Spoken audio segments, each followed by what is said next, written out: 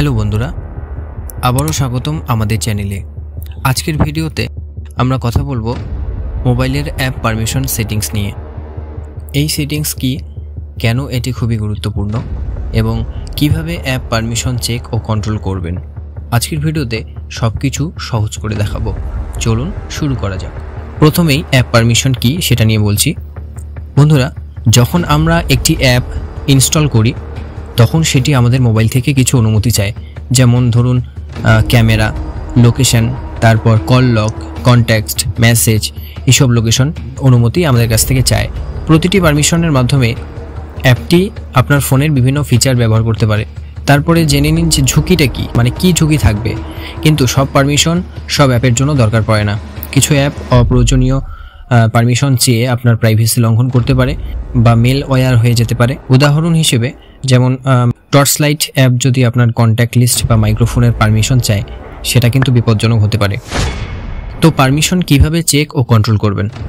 তো বন্ধুরা, এবার জেনে নেই কিভাবে মোবাইলে অ্যাপ পারমিশন কন্ট্রোল করবেন। প্রথমে আপনার সেটিংসটাকে অন করে নিতে হবে।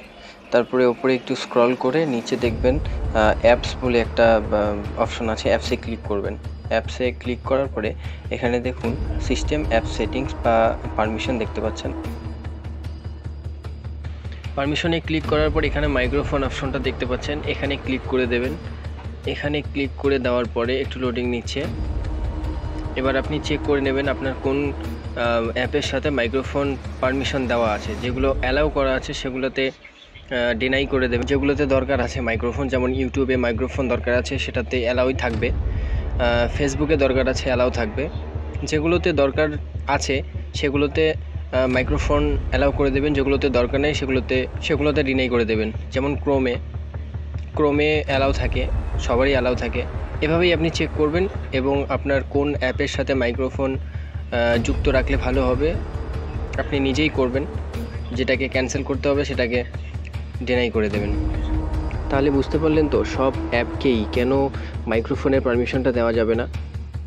এরকম আরও ইনফরমেটিভ ভিডিও পেতে আমাদের পেজটিকে ফলো করে দিন। যদি ইউটিউবে দেখছেন তাহলে চ্যানেলটিকে সাবস্ক্রাইব করে দিন। ধন্যবাদ। দেখা হবে আবার নতুন কোনো ভিডিও নিয়ে।